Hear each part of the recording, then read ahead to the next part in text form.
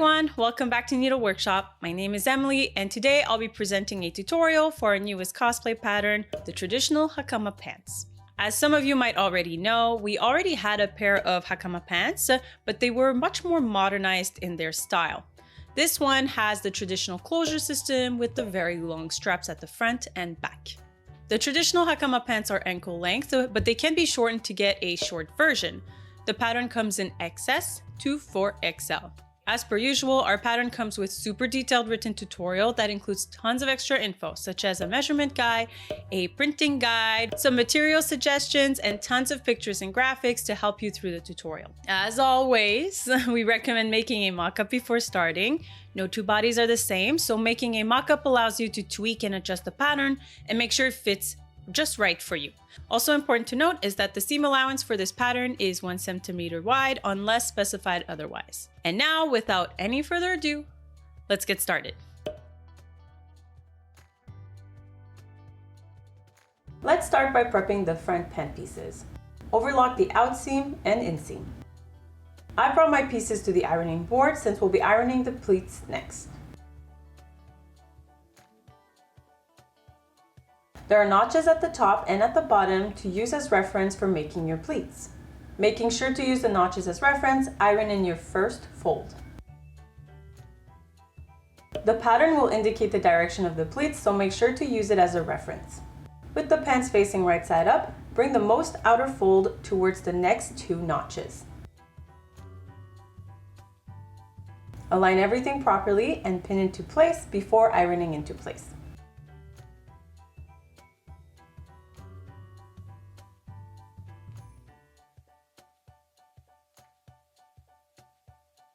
Rinse and repeat the process with the second pleat.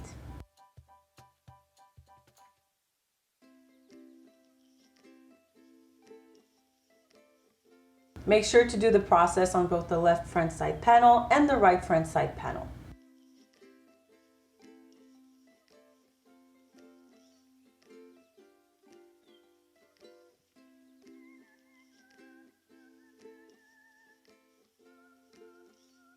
We're going to secure our pleats into place with a stay stitch at the top only.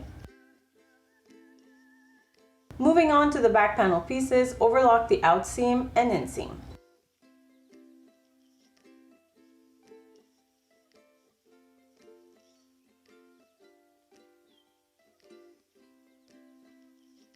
Before sewing the front and back together, turn the angled outseam in by 1 cm and top stitch into place on both the front and back pieces.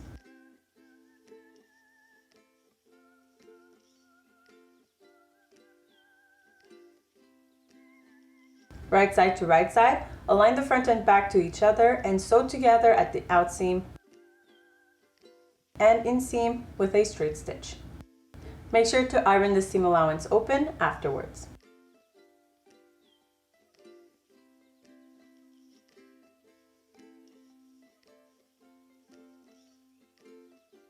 You can remove any pins at the hem of the pants. Right side to right side, align the right and left pant legs to each other at the crotch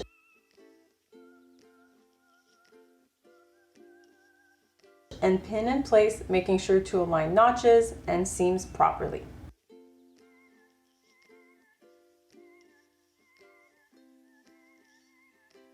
Sew together 1 seam from the edge and then overlock.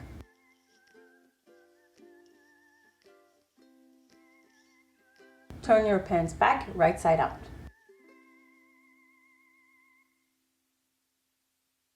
The next few steps are only if you want a back pocket.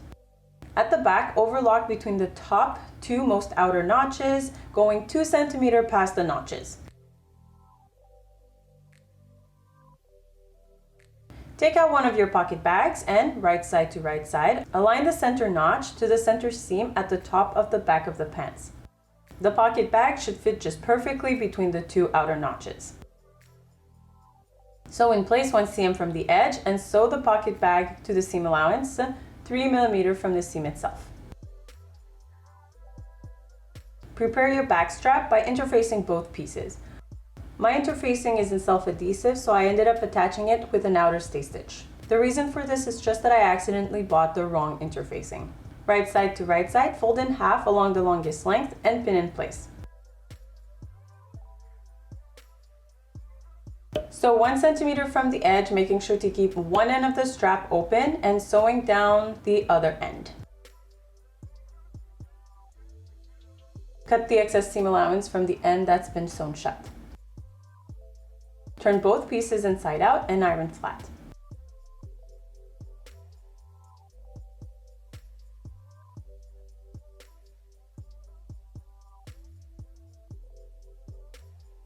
Take out your upper back pieces. If your pieces are thin, interface both pieces.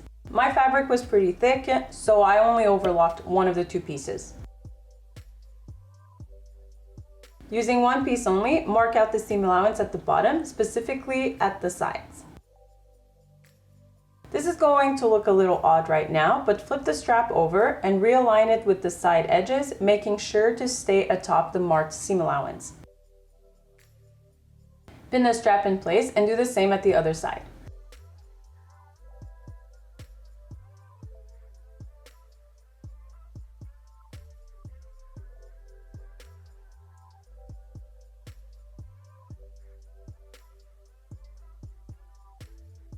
So both strap into place 7 millimeters from the edge.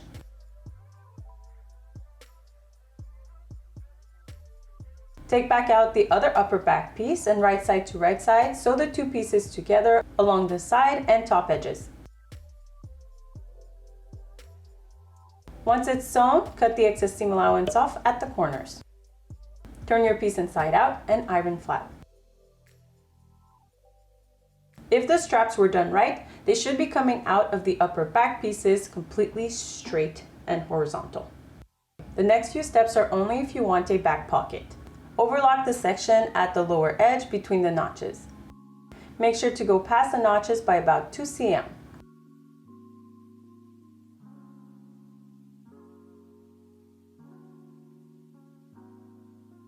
Take out your other pocket bag and once again center it with the two outer notches and sew into place.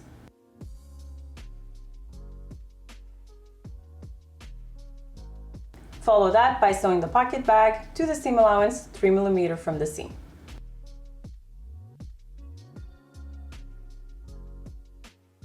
Right side to right side, align the upper back piece to the back pant piece, making sure to align the pocket bags properly.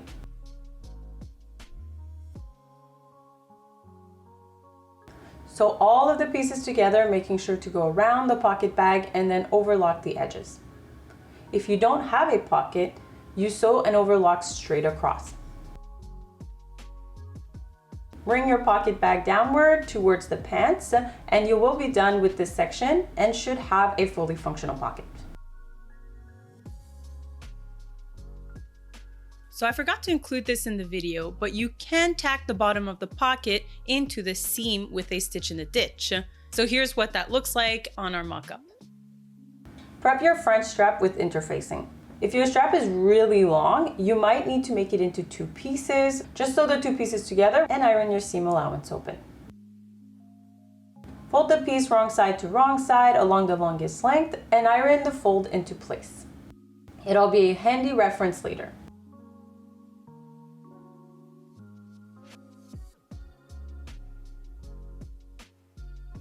Making sure to properly align the center of the strap with the center front of the pants, pin and strap the front together, right side to right side, and sew into place 1 centimeter from the edge. Ignore the buttonholes at the back panel here. They were removed and changed from the final design.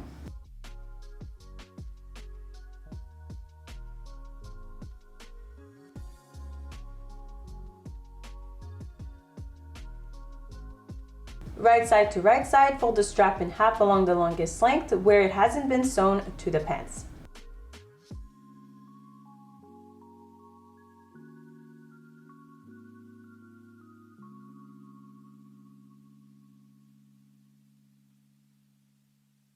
Pin everything in place and sew together 1 centimeter from the edge, starting from right next to the pants all the way to the outer edge of the strap. Do this on the left side and the right side. Cut off the excess seam allowance and turn your straps inside out.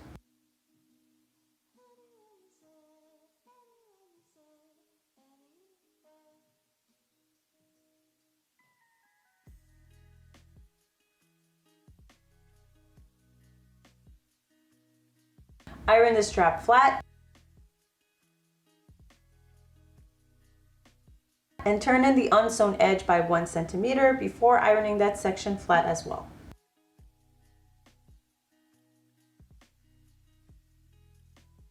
You can either sew down that section by hand so the stitch isn't visible from the outside, or top stitch into place.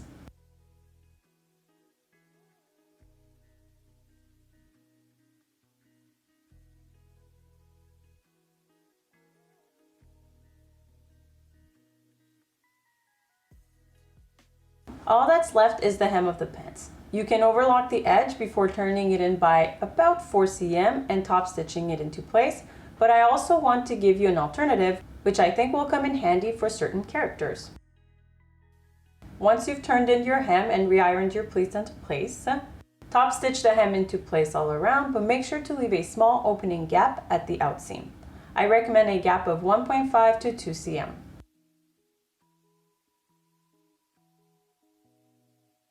Afterwards, you can insert an elastic band that is the full length of the hem, with pleat measurement taken into account, and insert it into the hem using a closed-end pin.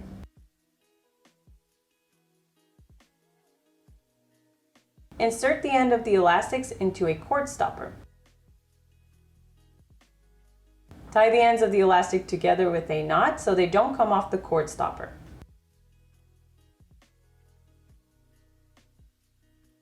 This will allow you both the option of having the hem of the pants tightened up or left loose, making the piece a little bit more versatile. When tightening the hem of the pants, you'll have a lot of excess elastic, so to avoid it being in the way, you can sew a little piece of elastic loop in the seam allowance of the pants about 10 to 15 cm from the hem, so that you can tie the elastic in place and out of the way.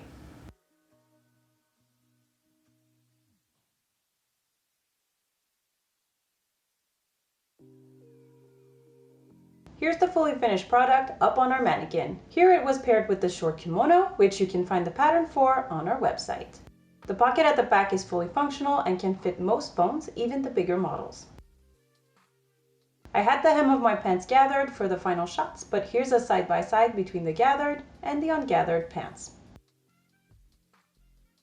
So I've yet to go over how to properly tie the pants. So, using our short mock-up model, let me demonstrate this for you. Start with your back straps and loop them around the front, bringing them back behind you and tying them into a knot. Personally, I like to hide the knot underneath the back panel. Now take the front straps and tie them around your body, making sure the straps go over the back panel and finishing them with a bow at the front.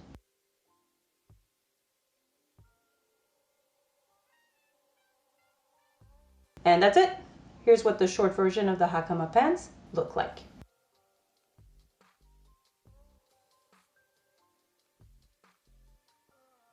So I think that covers everything for today's video. Make sure to like and subscribe if you like this kind of content. Your support always helps the growth of the channel.